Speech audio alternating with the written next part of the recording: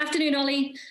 You've won a league high 15 points from losing positions this season, but in both Manchester derbies last term, you had scored by the 30-minute mark. So just how important is it to sort of solve this problem and to start quickly against a team like City?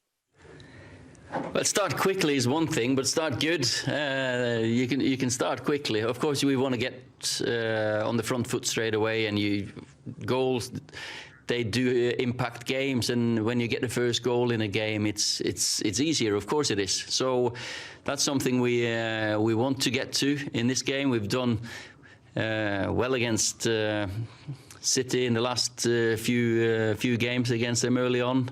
Then again, it's a 90-minute game, and but we want to get off to a good start, of course. 17 goals conceded in 10 games and just 2 clean sheets. You can see yourself where those problems lie, but what do you feel you have to do to solve them? There's loads of things we can do better. We can defend better from the front. We've scored quite a few goals in them 10 games as well. So that's been the nature of Man United over the years, that it's been many goals. So, but we want to defend maybe higher up. Of course, we got pegged back in the beginning during midweek, and they scored from some crosses, which was disappointing. Simon Peach. Afternoon, Ollie. How's the group reacted to the Leipzig disappointment, and will Edison Cavani and Anthony Martial be available for the derby? Of course, we were, and the group was disappointed on Tuesday night. It's just natural. We really wanted to go through in that tournament. Now the reality is we're not. Then we've just got to move on. It was a tight group. We decided by fine margins. I think you can see that in most of the games. They had a long travel back, so we had a day of recovery on Wednesday. Then after that, the focus has been good. The focus has just been on this game and the Manchester derby, which is what you want the players to get onto straight away. That's probably the best game that you can ask for after such a disappointment, because it does stick in your system. Anthony will definitely be involved, so he's cleared. Edinson has been on the grass, but I will make a decision later on. De Gea this week was named on the shortlist for the World Goalkeeper of the Year, FIFA Pro Award. But at the same time, he's come under criticism. Paul Scholes is one of them for the third goal. I just wonder what your take on it all is. I think David's a top goalkeeper, of course I do, and rightly so. He's on lists of being the best goalkeeper in Europe. And for me, he's handled criticism before, he's handled setbacks before, and he's a little boy that or a man that we really rely on, and hopefully he's not affected by criticism, and I don't think he will be, because every goal that a goalkeeper concedes, you'd be disappointed with. Simon Stone. Ollie, it's coming up to 2 years since you've been in charge. Do you feel the club is moving in the right direction? This is your team now, because a lot of people say there's no kind of obvious structure to the side.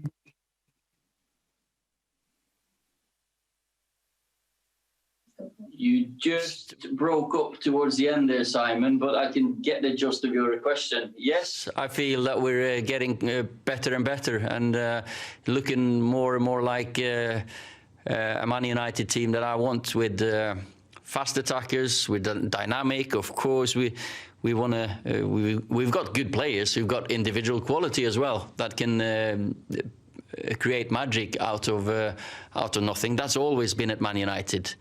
And but we can see more and more of the penetration and the consistency that everyone says we don't have. Of course, we've won the last 4 games in the league, which is starting to become a good run, and hopefully we can carry that on.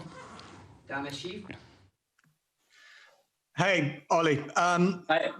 Have you spoken to Paul Pogba after the events of this week? And Do you and the club feel let down by him at all? I speak to my players on a daily basis, so and Paul's no different to anyone else. Speak on the four eyes. Sometimes you speak in small groups, and for me, what was disappointing with this week was us going out in the Champions League. That's players wanna go through in that, and whatever anyone's representatives say can't really affect me. I've said what I want to say about that. Carlson? Yes, hey Ola. Hi. So I'm going to take on my Norway hat again, and your former player Wolf Akram says he wants to take you on in the Euro League. What do you think of the challenge in the Europa League and its Molde team you would like to face? Of course, we're looking forward to the draw, and we want to go as far as we can in the Europa League. Now the focus is on City, but when you ask, Magnus has been brilliant lately. 2 goals, fantastic goals, and of course he's never a player you want to play against. So, and I think that shows by all the times I've signed him for all my clubs. But it would be a special day, of course, if you draw Molde. Of course, I'm delighted for them that they've gone through convincingly as well. So me and Erling, we speak all the time. So I'm delighted for them, and let's see what the draw makes for us. Andy Beaton? Hi, Ollie. Hi, Andy. What have you and your players learned from those 6 Champions League games this year and from that defeat in Leipzig the other night? You know, it's been a step up from last season, of course, with the Europa League. So those 6 games have been great in the respect of what you say, testing levels, because we played against 2 top teams, one that was in the final, one that was in the semi-final last year.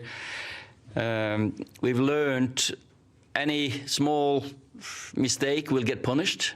Any margin that go against you can punish you. We were very close to going through in a very good group. That shows, for me, a team that's moved forward from drawing in the Carabao Cup to Colchester and barely beating Rochdale, and or we beat Colchester maybe and drew against Rochdale. We struggled to beat Astana convincingly, Partizan. So we've taken steps from the group stages last year. So that's a year back.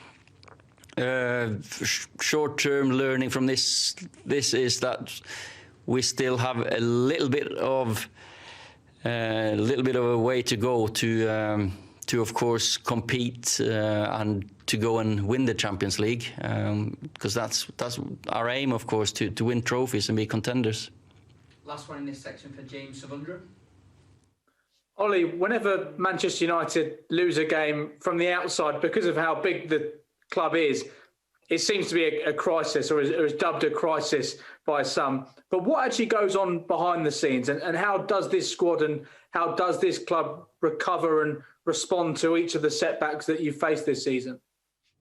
Well, I think every player is the same. I think any player that plays football, or at least they should be disappointed and frustrated when they lose a game. So you want to bounce back. You want to win the next one. I think we've shown that a few times this year, that we've handled setbacks quite well during games, before the next game.